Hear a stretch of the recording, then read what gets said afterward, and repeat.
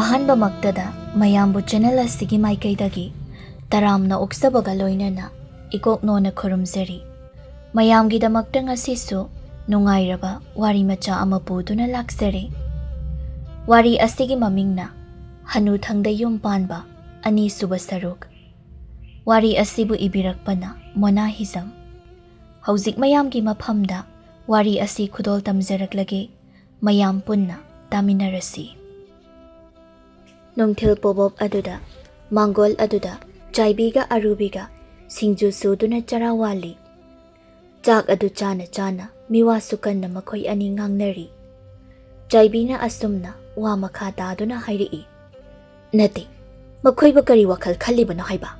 ꯍꯧꯖꯤꯛꯄꯨ ꯊꯥ ꯂꯦꯞꯂꯦꯌꯦ꯫ ꯑꯁ! ꯇꯥꯕꯗꯅꯦ ꯌꯥꯝꯅ ꯍꯩꯅꯗꯕ ꯍꯥꯏꯕꯗꯣ ꯑꯣꯏꯔꯦ ꯑꯩꯗꯤ꯫ ꯍꯅꯨꯊꯪꯗ ꯃꯤꯔꯣꯜꯂꯒ ꯀꯩꯗ ꯂꯦꯝꯖꯔꯤꯒꯦ? ꯍꯣ, ꯑꯗꯨꯅꯦ ꯍꯥꯏꯁꯦ꯫ ꯂꯥꯏꯃ ꯃꯃꯥꯏꯁꯦ ꯏꯀꯥꯏꯕ ꯈꯪꯗꯦꯗ꯫ ꯑꯗꯨꯕꯨꯗꯤ ꯍꯟꯅꯨꯔꯕꯅꯤꯅ ꯏꯀꯥꯏꯕ ꯃꯆꯦꯠ ꯑꯃꯠꯇ ꯈꯪꯂꯝꯃꯔꯣꯏ꯫ ꯆꯍꯤ 54 ꯁꯨꯔꯕ ꯀꯥꯟꯗ ꯃꯌꯨꯝ ꯄꯥꯟꯁꯤꯜꯂꯦ꯫ ꯑꯗꯨꯗꯒꯤ ꯎꯟꯁꯥ ꯈꯣꯏꯔꯕꯤ ꯃꯥꯅ ꯃꯧ ꯑꯅꯧꯕꯤꯅꯤꯗꯣ ꯍꯥꯏꯗꯨꯅ ꯏꯀꯥꯏꯕ ꯃꯆꯦꯠ ꯑꯃꯠꯇ ꯈꯪꯗꯅ ꯂꯩꯔꯤꯗꯣ, ꯑꯗꯨꯒ ꯍꯧꯖꯤꯛꯅ ꯑꯃꯨꯛ ꯐꯤꯕꯝ ꯑꯁꯤ ꯑꯣꯏꯔꯕ꯫ ꯑꯩꯈꯣꯏ ꯑꯅꯤꯅ ꯍꯥꯟꯅ ꯋꯥ ꯑꯃ ꯍꯥꯏꯅꯈꯤꯕꯗꯥꯏꯅꯦ? ꯍꯟꯅꯨꯊꯪꯗ ꯂꯨꯍꯣꯡꯂꯤꯅꯦꯅ ꯇꯧꯔꯤꯁꯦ ꯀꯔꯤꯕꯨ ꯀꯥꯟꯅꯗꯣꯏꯅꯣ? ꯃꯆꯥ ꯑꯃ ꯌꯥꯎꯒꯗꯕꯁꯨ ꯅꯠꯇꯦ ꯀꯥꯏꯅ꯫ ꯍꯣ, ꯍꯥꯏꯅꯈꯤꯌꯦ, ꯑꯗꯨꯕꯨ ꯍꯦꯛꯇ ꯊꯥ ꯂꯦꯞꯈꯤ꯫ ꯈꯪꯗ꯭ꯔꯦꯗ ꯇꯧꯔꯤꯁꯤ, ꯂꯥꯏ ꯃꯍꯥꯛꯁꯨ ꯉꯥꯎꯔꯕ꯭ꯔꯥ ꯀꯔꯤꯅꯣ ꯑꯣꯏꯔꯤꯕ ꯆꯍꯤ ꯃꯇꯥꯡ ꯑꯁꯤꯗꯕꯨ꯫ ꯍꯣ, ꯈꯪꯂꯕ꯭ꯔꯥ ꯑꯃꯨꯛ ꯇꯣꯏꯕ, ꯏꯅꯦ ꯇꯣꯝꯕꯤꯅ ꯃꯃꯧ ꯅꯨꯄꯤꯗꯣ ꯊꯥ ꯂꯦꯞꯂꯦ, ꯃꯁꯨ ꯑꯃ ꯐꯪꯗꯧꯔꯦ ꯀꯥꯏꯅ ꯍꯔꯥꯎꯖꯔꯤꯕ ꯑꯁꯤꯗꯤ ꯀꯔꯤꯗꯕꯨ ꯍꯪꯂꯨꯔꯒꯅꯤ? ꯌꯦꯡꯅꯤꯡꯗꯕꯅ ꯂꯣꯏꯕ ꯖꯥꯠꯅꯤ꯫ ꯀꯦꯁꯣ ꯍꯥꯏꯔꯦ ꯊꯦꯡꯅ ꯃꯌꯨꯝ ꯄꯥꯜꯂꯤ, ꯃꯆꯥꯅꯨꯄꯤ ꯂꯥꯡꯂꯦꯟꯁꯨ ꯂꯨꯍꯣꯡꯗꯧꯕ ꯀꯨꯏꯗ꯭ꯔꯦ ꯀꯥꯏꯅꯗꯤ ꯍꯥꯏꯅꯕ ꯇꯥꯏ꯫ ꯍꯣ, ꯍꯣꯡꯗꯧꯔꯦ ꯍꯥꯏꯕꯅꯤ꯫ ꯅꯨꯄꯥꯗꯨꯁꯨ ꯌꯥꯝꯅ ꯐꯕ ꯃꯤ ꯑꯣꯏꯔ ꯃꯥꯜꯂꯦ꯫ ꯈꯪꯗꯦ ꯇꯧꯔꯤꯁꯤ, ꯃꯈꯣꯏꯒꯤ ꯃꯔꯥꯏꯕꯛ ꯑꯁꯤꯅ ꯀꯃꯥꯏꯅ ꯇꯧꯕꯅꯣ ꯈꯪꯗꯦ꯫ ꯑꯩꯈꯣꯏꯒꯤ ꯂꯥꯏꯕꯛ ꯑꯁꯤꯗ ꯍꯦꯛ ꯋꯥꯏꯊꯨꯡꯅꯕ ꯑꯁꯤꯅꯅꯦ ꯃꯊꯣꯡ ꯑꯃꯠꯇ ꯆꯥꯗꯦ꯫ ꯑꯗꯨꯅꯦ ꯍꯥꯏꯁꯤ, ꯑꯩꯈꯣꯏꯒꯤ ꯏꯔꯥꯏꯕꯛ ꯑꯁꯤꯗ ꯇꯝꯂꯝꯕꯅ ꯑꯣꯏꯔꯣꯏꯗꯕ ꯉꯥꯛꯇ, ꯃꯤꯒꯤꯅ ꯑꯐꯕ ꯅꯨꯡꯉꯥꯏ ꯌꯥꯏꯐꯕ ꯉꯥꯛꯇ꯫ ꯌꯦꯡꯉꯣꯗꯅ ꯍꯧꯖꯤꯛꯁꯦ ꯑꯩꯈꯣꯏ ꯑꯅꯤ ꯏꯄꯥꯝꯗ ꯍꯜꯂꯛꯇꯨꯅ ꯂꯩꯔꯤꯕꯅꯤ꯫ ꯍꯣꯏ ꯏꯕꯦꯝꯃ, ꯑꯩꯒꯤ ꯑꯣꯏꯅꯗꯤ ꯁꯤꯅ ꯌꯥꯝꯅ ꯐꯩꯀꯣ꯫ ꯅꯨꯄꯥ ꯃꯌꯨꯝ ꯑꯗꯨꯗ ꯄꯨꯛꯅꯤꯡ ꯋꯥꯈꯜ ꯑꯃꯠꯇ ꯇꯤꯟꯅꯗꯅ ꯃꯈꯣꯏ ꯃꯌꯥꯝꯒꯤ ꯁꯦꯕꯥ ꯇꯧꯔꯒ ꯂꯩꯗꯧ ꯁꯔꯨꯛ ꯏꯄꯥꯝꯗ ꯑꯁꯨꯝꯅ ꯍꯜꯂꯛꯇꯨꯅ ꯂꯩꯔꯒ ꯏꯅꯤꯡ ꯇꯧꯅ ꯂꯩꯕ ꯑꯁꯤꯅ ꯍꯦꯟꯅ ꯐꯠꯇ꯭ꯔꯣ? ꯑꯩꯗꯤ ꯁꯤꯅ ꯍꯦꯟꯅ ꯄꯥꯝꯖꯩ꯫ ꯐꯕꯨꯗꯤ ꯌꯥꯝꯅ ꯐꯩꯗ꯫ ꯑꯥꯗ ꯂꯩꯔꯤꯉꯩꯗꯗꯤ ꯅꯨꯃꯤꯠ ꯈꯨꯗꯤꯡꯒꯤꯅꯦ ꯂꯥꯎꯅꯗꯣꯏꯁꯦ, ꯃꯥꯏ ꯁꯨꯛꯆꯥꯅ ꯍꯦꯛ ꯆꯥꯟꯅꯗꯦ꯫ ꯑꯗꯨꯗ ꯑꯃꯨꯛꯁꯨ ꯋꯥꯈꯜꯁꯤꯗ ꯀꯔꯤꯅꯣꯃ ꯍꯦꯛꯇ ꯈꯜꯂꯛꯏꯕ꯫ ꯀꯔꯤ ꯈꯜꯂꯛꯏꯕ ꯅꯪꯗꯤ? ꯍꯜꯂꯛꯄꯤ ꯑꯣꯏꯗꯨꯅ ꯂꯩꯕ ꯑꯁꯤꯗ ꯀꯥꯎꯕ ꯀꯥꯎꯏ, ꯑꯩꯈꯣꯏꯗꯒꯤ ꯍꯦꯟꯅ ꯃꯤꯋꯥ ꯉꯥꯡꯕꯤ ꯀꯟꯕꯤ ꯅꯨꯄꯤ ꯈꯔꯁꯨ ꯂꯩꯔ ꯃꯥꯜꯂꯤꯅꯦ꯫ ꯁꯤꯒꯤ ꯋꯥꯁꯦ ꯑꯩ ꯅꯉꯣꯟꯗ ꯍꯥꯏꯒꯦ ꯍꯥꯏꯅ ꯇꯧꯕꯅꯤ꯫ ꯀꯅꯥ? ꯑꯩꯈꯣꯏ ꯑꯅꯤꯗꯒꯤ ꯍꯦꯟꯅ ꯃꯤꯋꯥ ꯀꯟꯅ ꯉꯥꯡꯅꯅꯤ ꯍꯥꯏꯗꯨꯅ ꯆꯣꯡꯊꯣꯔꯛꯂꯤꯕ ꯑꯗꯨꯕꯨ ꯀꯅꯥꯅꯣ? ꯃꯃꯥꯡꯂꯣꯝꯒꯤ ꯏꯆꯦ ꯇꯔꯨꯕꯤ ꯈꯣꯏꯁꯦ꯫ ꯏꯁ! ꯃꯥꯅ ꯀꯌꯥꯝ ꯐꯔꯗꯅ ꯑꯩꯈꯣꯏꯒꯤ ꯃꯔꯝꯗ ꯃꯤꯋꯥꯒ ꯉꯥꯡꯅꯔꯤꯕ? ꯃꯈꯣꯏꯕꯨ ꯀꯌꯥꯝ ꯐꯔꯒꯦꯕ? ꯈꯪꯗꯦꯗ ꯇꯧꯔꯤꯁꯦ, ꯑꯩꯈꯣꯏ ꯑꯅꯤꯅ ꯍꯜꯂꯛꯄꯤ ꯑꯣꯏꯕꯁꯤꯗ ꯃꯤꯁꯤꯡꯁꯤꯅ ꯑꯩꯈꯣই ꯑꯅꯤꯕꯨ ꯀꯌꯥ ꯎꯁꯤꯠꯇꯕ ꯃꯑꯣꯡ ꯃꯥꯜꯂꯤ ꯑꯩꯗꯤ꯫ ꯃꯈꯣꯏꯅ ꯍꯦꯛꯇ ꯎꯁꯤꯠꯇꯕ ꯌꯥꯕ꯭ꯔꯣ ꯑꯩꯕꯣ? ꯅꯪꯒꯤꯗꯤ ꯈꯪꯗꯦ, ꯑꯩꯒꯤ ꯑꯣꯏꯅꯗꯤꯅꯦ ꯃꯈꯣꯏꯅ ꯎꯁꯤꯠꯇꯕ ꯈꯛ ꯌꯥꯔꯣꯏ꯫ ꯃꯈꯥ ꯇꯥꯅ ꯑꯩꯒꯤ ꯃꯔꯝꯗ ꯃꯤꯋꯥ ꯉꯥꯡꯅꯩ ꯀꯥꯏꯅ ꯄꯥꯎ ꯍꯦꯛ ꯇꯥꯔꯕ ꯑꯩꯗꯤꯅꯦ ꯍꯦꯛꯇ ꯈꯠꯅꯒꯗꯕꯅꯤ꯫ ꯃꯈꯣꯏꯅ ꯑꯩꯉꯣꯟꯗ ꯍꯦꯟꯖꯤꯟꯕ ꯁꯨꯡꯌꯥ ꯌꯥꯔꯣꯏ꯫ ꯍꯣꯏꯁꯦ, ꯆꯥꯛꯁꯨ ꯆꯥꯕ ꯂꯣꯏꯁꯤꯜꯂꯦ, ꯀꯣꯜꯂꯤꯛꯁꯦ ꯁꯦꯡꯖꯤꯜꯂꯒ ꯃꯅꯤꯡꯗ ꯑꯃꯨꯛꯇ ꯊꯝꯂꯨꯒꯦ꯫ ꯁꯣꯝꯗꯅ ꯇꯣꯝꯕꯤ ꯃꯈꯨꯠꯇ ꯈꯥꯎ ꯑꯃ ꯌꯥꯜꯂꯒ ꯃꯌꯨꯝ ꯇꯝꯅ ꯆꯪꯂꯛꯏ꯫ ꯂꯥꯡꯂꯦꯟꯅ ꯃꯃꯥꯗ ꯌꯦꯡꯂꯒ, "ꯏꯃꯥ, ꯀꯔꯤ ꯑꯍꯥꯎ ꯑꯊꯨꯝ ꯂꯩꯔꯛꯏꯅꯣ? ꯑꯩꯒꯤꯗ ꯆꯥꯒꯦ." "ꯍꯩ, ꯅꯪ ꯑꯃ ꯆꯥꯒꯦꯒ ꯈꯣꯠꯀꯦꯒ, ꯑꯉꯥꯡ ꯃꯆꯥꯗꯣ ꯉꯥꯏꯈ꯭ꯔꯦ꯫ ꯅꯅꯝꯃꯕꯨ ꯀꯧꯊꯣꯔꯛꯑꯣ." "ꯍꯣꯏ ꯕꯥ, ꯑꯗꯣ ꯀꯩ ꯂꯩꯔꯛꯀꯦꯕ?" "ꯀꯩꯁꯨ ꯂꯩꯔꯛꯇꯦ, ꯀꯩꯁꯨ ꯂꯩꯔꯛꯇꯦ." ꯋꯥꯗꯨꯝ ꯋꯥꯏ ꯇꯧꯔꯤꯁꯦ꯫ ꯑꯁꯤ ꯍꯥꯏꯗꯨꯅ ꯗꯥꯔꯤ ꯑꯗꯨꯗ ꯐꯝꯊꯩ꯫ ꯂꯥꯡꯂꯦꯟ ꯏꯃꯨꯡꯗ ꯆꯪꯗꯨꯅ ꯃꯅꯝꯃꯕꯨ ꯀꯧꯊꯣꯛꯂꯨꯏ꯫ ꯃꯈꯣꯏ ꯑꯅꯤ ꯄꯨꯟꯅ ꯃꯄꯥꯜꯗ ꯊꯣꯛꯂꯛꯏ꯫ ꯂꯥꯡꯂꯦꯟꯅ, "ꯏꯃꯥ, ꯏꯅꯝꯃ ꯊꯣꯛꯂꯛꯑꯦ." "ꯌꯦꯡꯉꯣꯏ, ꯈꯥꯎꯁꯤꯗꯅꯦ ꯍꯩ ꯔꯥ ꯈꯔꯒ ꯑꯆꯥ ꯑꯊꯛ ꯈꯔꯒ ꯌꯥꯎꯔꯛꯄꯅꯤ, ꯄꯨꯁꯤꯜꯂꯨ ꯑꯗꯨꯒꯅꯦ ꯆꯥꯎ." ꯂꯥꯡꯂꯦꯟꯅ, "ꯌꯦꯡꯉꯨꯅꯦ ꯑꯩꯈꯣꯏ ꯃꯥꯁꯦ, ꯃꯕꯨꯛꯁꯦ ꯀꯌꯥꯗ ꯐꯠꯇ꯭ꯔꯤꯕꯅꯤ ꯌꯦꯡꯉꯣꯕ꯫ ꯑꯩꯅ ꯍꯧꯖꯤꯛꯇ ꯀꯔꯤ ꯂꯩꯔꯛꯀꯦ ꯍꯥꯏꯅ ꯍꯪꯕꯗꯅ ꯀꯩꯁꯨ ꯂꯩꯔꯛꯇꯦ ꯍꯥꯏꯅ ꯈꯨꯝꯂꯤꯕꯅꯦꯕ꯫ ꯍꯩ ꯇꯥꯅꯤꯡꯗꯦ, ꯅꯪꯕꯨ ꯍꯧꯖꯤꯛꯄꯨ ꯑꯉꯥꯡ ꯃꯆꯥꯗꯧꯅ ꯆꯥ ꯊꯛꯇꯅ ꯂꯩꯈꯤꯗ꯭ꯔꯣ? ꯅꯪꯁꯦ ꯂꯨꯍꯣꯡꯕꯒꯤ ꯃꯇꯝ ꯂꯦꯞꯇꯨꯅ ꯂꯩꯈ꯭ꯔꯕꯅꯤꯅꯦ꯫ ꯇꯥꯅꯤꯡꯗꯦ ꯑꯃꯠꯇ." ꯄꯥꯈꯨꯟ ꯁꯤꯔꯝꯗꯥꯏꯗꯗꯤ ꯏꯕꯦꯝꯃ ꯍꯥꯏꯅ ꯇꯧꯔꯛꯀꯅꯤꯅꯦ꯫ ꯀꯦꯊꯕꯤꯅ ꯇꯞꯅ ꯌꯥꯔꯤꯁꯦ ꯏꯅꯝꯃꯒ ꯄꯨꯟꯅ ꯆꯥꯃꯤꯟꯅꯗꯣꯏꯅꯦ꯫ ꯇꯣꯝꯕꯤꯅ ꯍꯩ ꯌꯥꯝꯅ ꯄꯤꯖꯔꯨꯅꯨꯀꯣ ꯏꯃꯥꯅ ꯂꯩꯔꯛꯏꯗꯣ ꯅꯪ ꯆꯥꯅꯕꯅꯤ ꯏꯁꯨ ꯑꯃ ꯇꯦꯛꯇ ꯀꯥꯏꯗꯅ ꯐꯪꯅꯕꯅꯤ 이수 누파 아무땅 팡라버디냐 야리 에이 이몽다 부실라가 자루로 호이마 मखोई अनि इमुंगदा अमुक चंखी साखुमदनी लांगलेना चाना चाना हाय इनमा अइदे इनम्मबु यामना नुक्सी अइखोइने इनम्मबु लुना चाना तौबसी उरगा मी खरना कलक्तुना करी करीनो चाचात यामना हाइने मीना हाइने इनम्मसे येंगबदे यामना फत्तबि माले नुक्सी दमना लाइमा मीना ngang अमत तारुनुदा अइखोइदे इनम्मबु यामना नुक्सी मखा ताना अमुक चाय मथंगी नुमितनी तोम्बी लेकाइदा चत्तुना असुमना हाइरे इचिया नमौ नुपीदी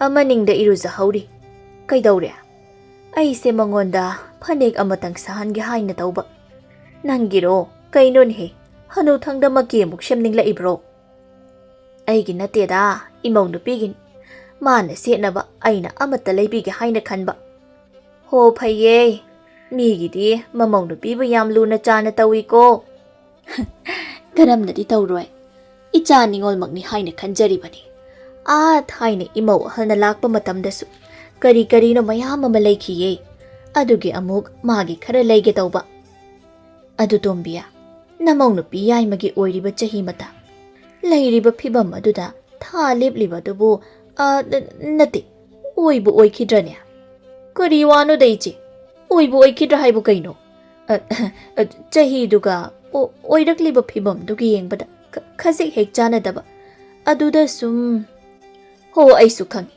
अहानबददी इमौ नुपीसिना असुमना ओइरकने हाइबा अइ सुंथा हेक थाजरुदे अंगांग अमा यावने हाइबा खंद्रबसु इचा नुपा के सोना नुपी अमा थिरकपा असिदा फरेदा हाइना खंदुना अदुम लेजरबनी अइ अदुबु इचिया इथा हेक थाजदना इमौ नुपीसे था लेबलकपै वानी मागे हौजिक चहीसे यांखै तरुकमुक सुरबा जानी अस तोम्बी ताबा अमदी इया यादेको तौरिसे चही यांखै हुम्फुदा मचा पोकपा हाइबसिबो हे रइचे सिबु यादबा थबकलो सिदि लाइरी चही हुमद्रा सुरकांद मचा पोकपा नुपी फाउ कोकथोंग अमा लेरी कैसु खंदेदा अइदी हो लाइना तमलंबने पोइदबु ओइदी असुमना खक तौरमलोय पोकनबा तमलंदुना असुमना तौरिबनी होइने होइने पोकपु पोकलबदि फैने अदुदा मतांग चादबा हाइबा असिदनिने यामना खोंथांग लुबदि अंगांग अमा उनबा हाइबसे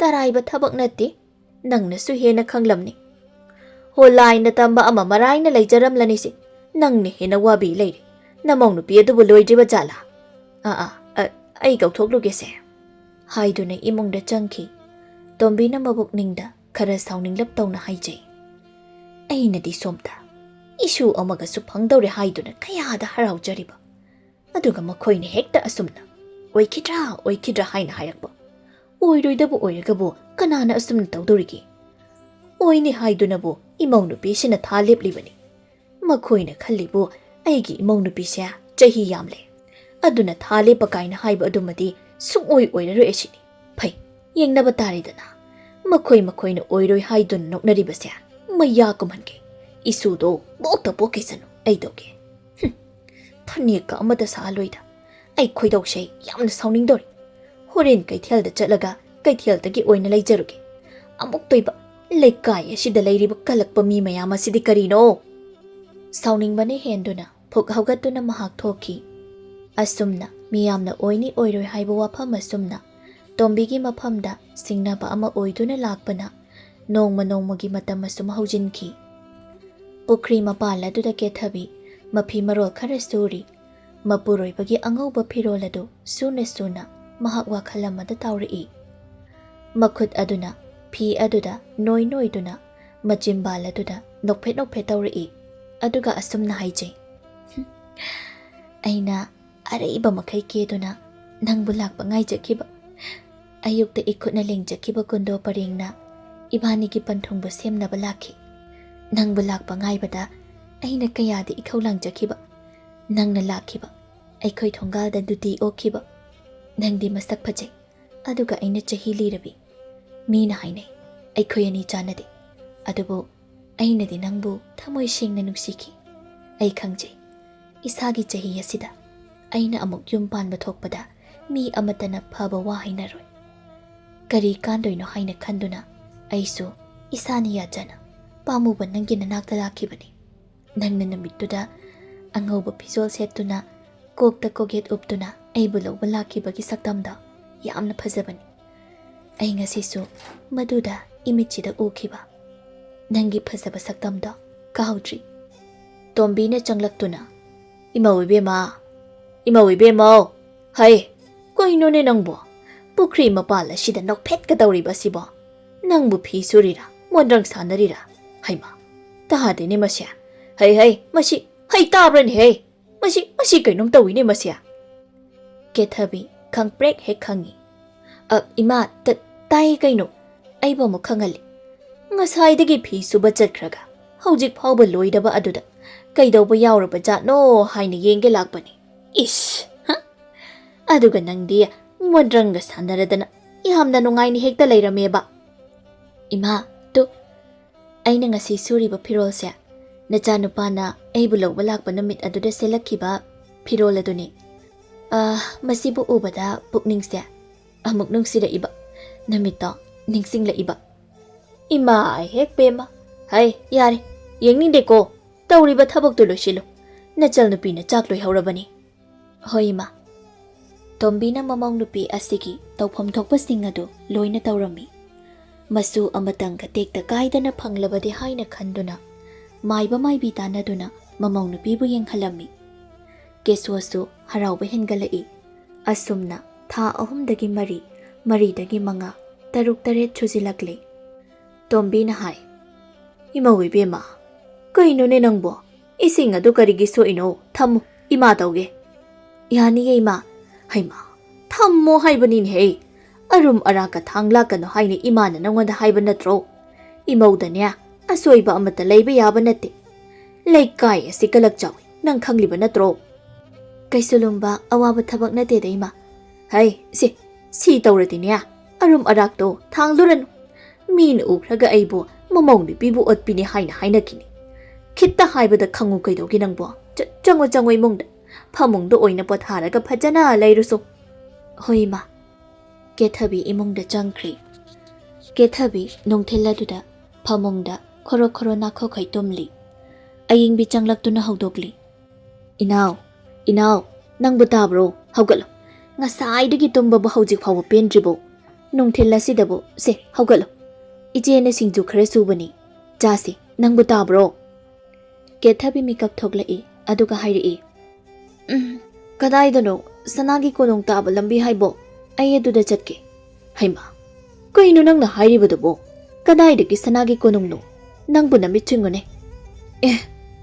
ꯑꯩꯗꯤ ꯃꯪ ꯑꯃ ꯃꯪꯉꯨꯔꯦꯗꯅ ꯏꯁ ꯈꯣꯔꯣ ꯅꯥꯈꯣꯛꯈꯩ ꯇꯨꯝꯂꯒ ꯃꯪꯂꯤꯕ ꯏꯆꯦ ꯑꯩꯒꯤ ꯃꯪꯗꯅꯦ ꯏꯆꯥꯅꯨꯄꯥꯒ ꯑꯩꯒ ꯁꯅꯥꯒꯤ ꯀꯣꯅꯨꯡꯗ ꯆꯠꯂꯤꯅꯤ ꯍꯥꯏꯅ ꯇꯧꯔꯝꯃꯤꯕ ꯍꯥꯏꯁ ꯍꯥꯏꯔꯤꯕ ꯑꯁꯤꯅꯗꯤ ꯅꯪꯒꯤ ꯄꯣꯛꯂꯛꯀꯗꯧꯔꯤꯕ ꯑꯉꯥꯡ ꯑꯁꯦ ꯅꯨꯄꯥ ꯑꯣꯏꯒꯅꯤ ꯑꯁꯤꯅꯤꯅꯦ ꯃꯪꯇꯥꯛ ꯑꯣꯏꯅ ꯍꯦꯛꯇ ꯇꯥꯛꯂꯕꯒꯤ ꯋꯥꯅꯦꯕ ꯈꯪꯗꯦꯗ ꯏꯆꯦ ꯅꯨꯄꯥ ꯑꯃ ꯑꯣꯏꯅ ꯍꯦꯛ ꯄꯣꯛꯄ ꯑꯣꯏꯌꯨ ꯍꯧꯒꯠꯂꯣ ꯏꯆꯦꯅ ꯁꯤꯡꯖꯨ ꯈꯔ ꯁꯨꯕꯅꯤ ꯆꯥꯔꯨꯁꯤ ꯅꯃꯤꯠꯇꯣ ꯁꯤꯡꯅꯕ ꯍꯧꯒꯠꯂꯣ ꯂꯥꯡꯂꯦꯟꯁꯨ ꯂꯩꯇꯦ ꯍꯣꯏ ꯏꯆꯦ ꯆꯥꯛꯈꯨꯝ ꯑꯗꯨꯗ ꯃꯈꯣꯏ ꯑꯅꯤ ꯆꯥꯃꯤꯟꯅꯩ ꯋꯥꯔꯤ ꯑꯃꯨꯛ ꯃꯈꯥ ꯇꯥꯅ ꯁꯥꯟꯅꯩ ꯏꯆꯦ ꯑꯩꯒꯤ ꯍꯧꯖꯤꯛ ꯑꯣꯏꯔꯤꯕ ꯆꯍꯤ ꯃꯇꯥꯡ ꯑꯁꯤꯗ ꯑꯉꯥꯡ ꯑꯁꯦ ꯑꯁꯣꯏ ꯑꯉꯥꯝ ꯌꯥꯎꯒꯗ꯭ꯔꯥ ꯍꯥꯏꯅ ꯑꯩꯗꯤ ꯀꯟꯅ ꯈꯜꯂꯤꯌꯦ ꯀꯩꯒꯤ ꯑꯁꯣꯏ ꯑꯉꯥꯝ ꯌꯥꯎꯗꯣꯏꯅꯣ ꯀꯩꯝ ꯇꯧꯔꯣꯏꯁꯤ ꯅꯪꯅ ꯑꯗꯨꯃꯥꯏꯅ ꯍꯦꯟꯅ ꯈꯜꯂꯒꯅ ꯐꯠꯇꯕꯕꯨ ꯑꯣꯏꯔꯛꯄ ꯌꯥꯏ ꯑꯗꯨꯅꯅꯦ ꯑꯐꯕꯇ ꯈꯟꯕ ꯋꯥꯈꯜ ꯄꯨꯛꯅꯤꯡ ꯍꯔꯥꯎꯅ ꯂꯩꯕ ꯑꯃ ꯆꯪꯉꯤ ꯃꯤꯅ ꯍꯥꯏꯅꯕ ꯋꯥ ꯑꯃ ꯇꯥꯏ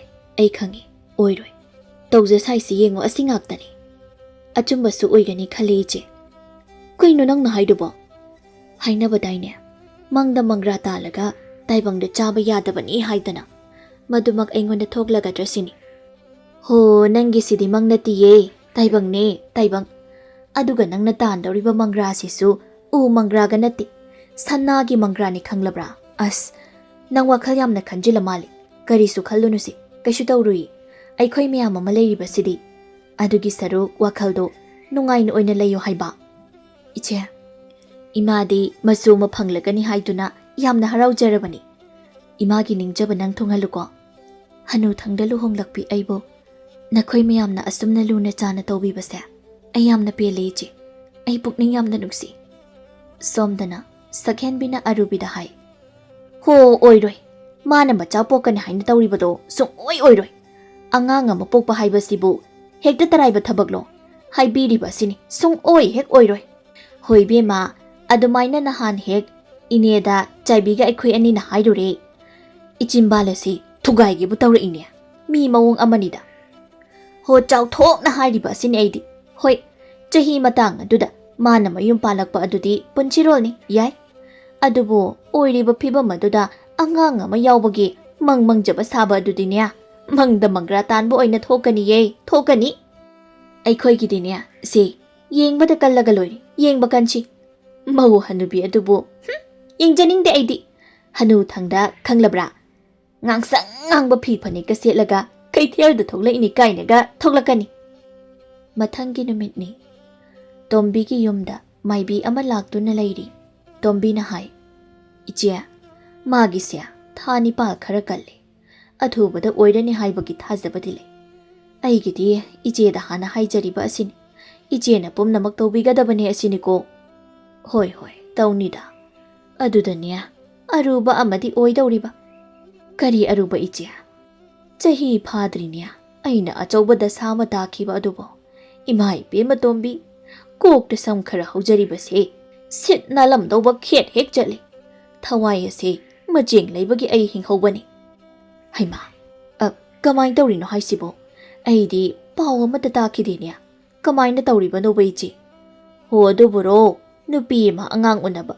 Nangna su hena khangliba aduni. Aina asumna mayuknabi amaibi ama oituna lakhibase kuire. Aina chahi taranipal taramapal surakpa adwaidagi. Imagi matung adum inaraklabani. Tombiya aina unabi kiba angang amatta aswengam yawkhide. Loina mai paki. Adunabu laikai asida angang unagadaba leirabadi mayoknabi leihau aibu hekta thiraklibani. Ai sunya ngamliba makhaidi mayamgi hotnage haina hotnajabani. Adubu haujikti ahalo shilakle. Asiguma thabakse yam tawba ngamlaktre. Kamdauge haibada nangbu thangnaba khulla somdagi nupa amaga nupi amaga laklaga angang amukta unabiyu haini hekta kanna hairaba. Aisu hoi haina yare. Adudagi kaidawraba iche. Angang unadawriba nupido chahi humpu sudawramle. Hanasu magi macha mapal leire hai. Aduna tarasuba oidoine. Aduda aina macha mapal leiradi yare. Kari tawbagi amuk angang makhataning lino kholino na haiba. Aduda mapuroiba aduna kari hairakeda. Angang tarasudrabadi nungaite haina tawbani. Matang chadana melay langiba. Angang ama unaba haibasya onthok na lukraponi. Khazikta soiba yaba nati. Nupidugi phibamdo mawong amani. Aisunya haipette chingnakibani. Adudagi kamdaugi haibu Hanuthangda machada unabadadi mama macha animak pulap hekta shibai waninya. Haima adudi kamai tawre. Kamai na tawba haibunya. Amuk toiba. Numito ay luwibani mi. Amuk toiba. Ay ngonda nganglakiba mayama sina. Ay bumihat pini. Haiduna badanam siriba. Hera. Adudi makoy suhen mandro. Makoy na soijaraga. Achawbada sani ko. Ay ngonda takriba siya. Madudagi ay niya. Angang unabagi sinpamse. Kaya chatrabani. Tangay padaba kagjatlabani. Khangde iche. Ay gidi soibibi yaroy ko. Ay di iche da haijariba asini soidanaba. Haujikti niya ay singlabani. Asigumba thabak ase tawdringayda. Che amada yana warol ama hana inaraga khubinamnari. Adu natrabadi ay angang unadre. Adubu kaino ko hek tawraga loy. Imawa sita mamit mamay pangjarabadi yari. Hoy. Nakoy na bu yarabadi tawba tabani. Mangola tu da kethabi. Mingsel mamangda thamduna yengli. Aduga make khara semli. Mathanta haijay. Yadreda tawrisi. Loine hek khuire haiba. Khuidaba jagabu amata yaudre.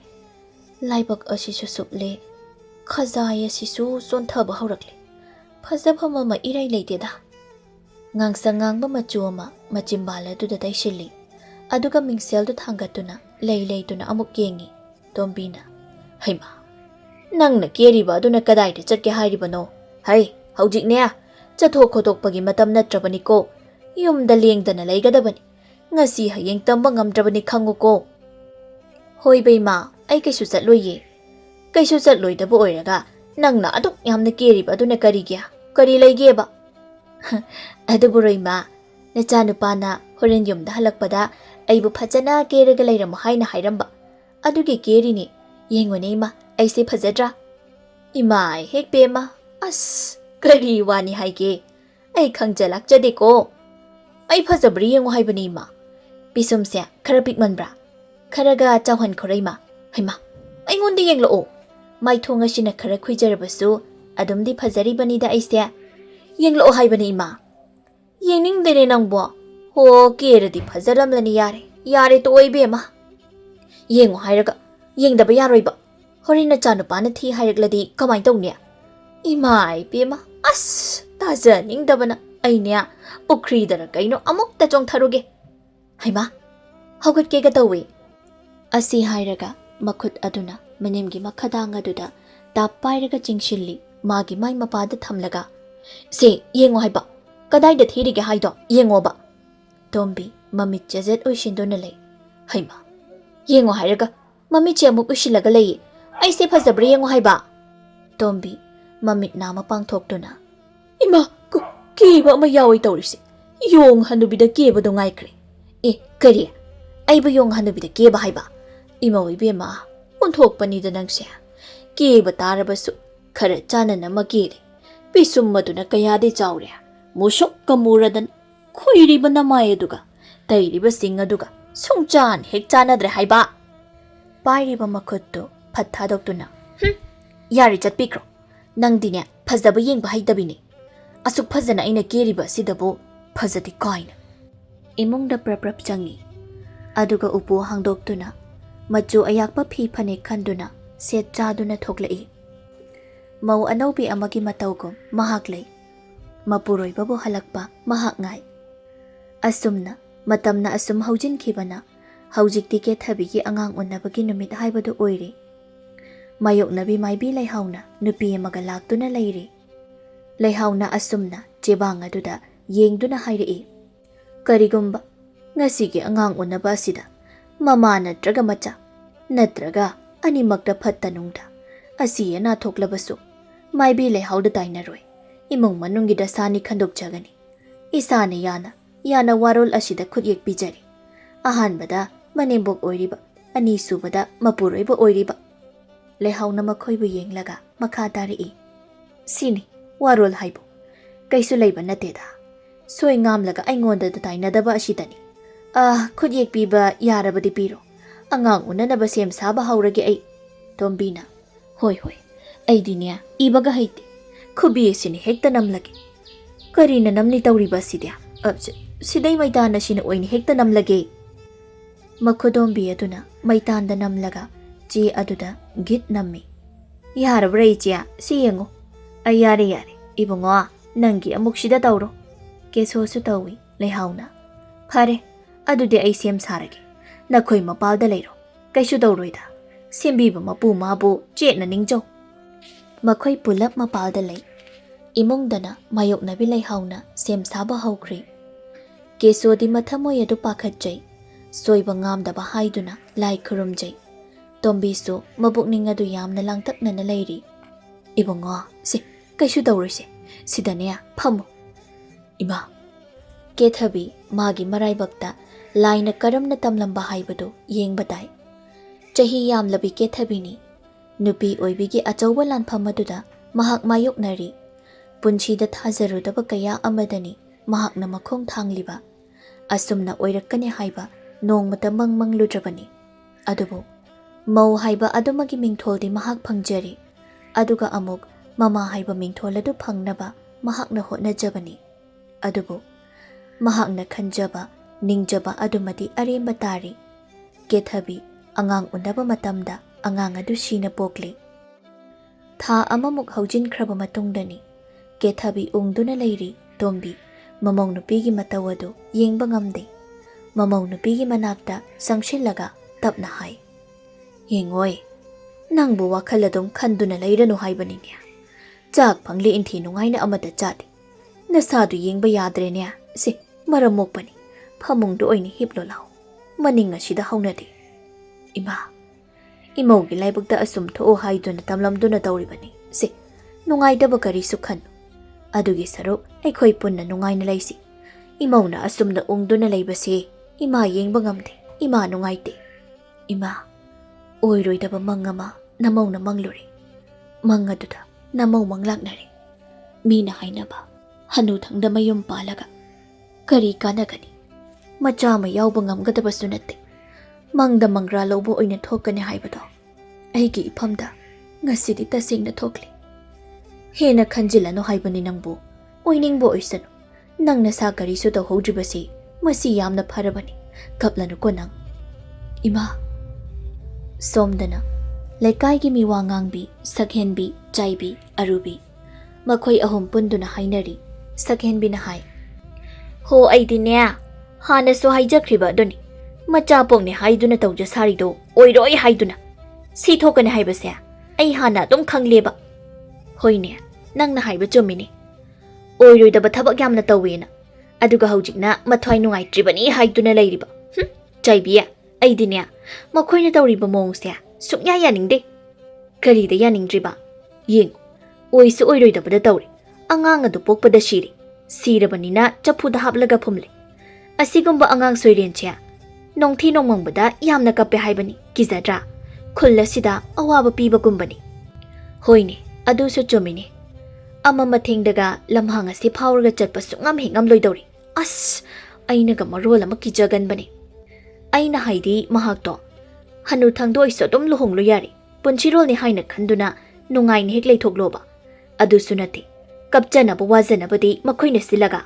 Yengningdabana aidi. Laima yengningba nateda.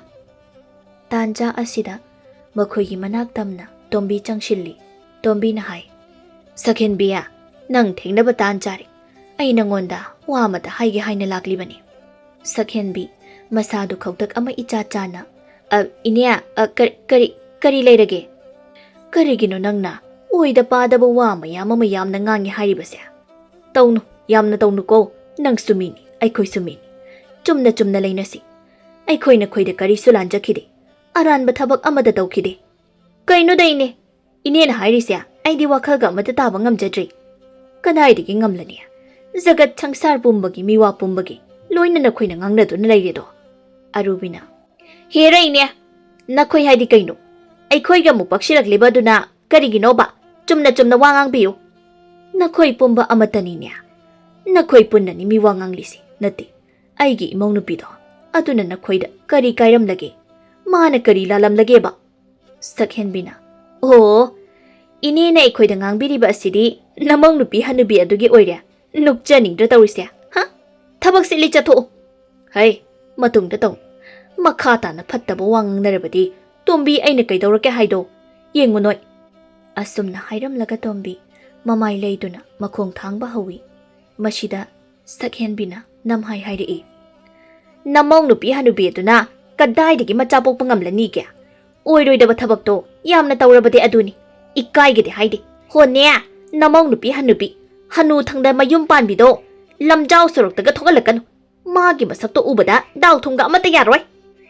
Wahi asi tabada tombi khangsau sauningi. Mamai phat leiduna amuk changshilaga mamit aduna Sakhenbida sangtrik yenglaga. Kari haiba. Hayuni. Nangna hujik haikhibo wado. Amukka hayune. Honnamong nupi hanubi aduna macha popa ngamloi haiba.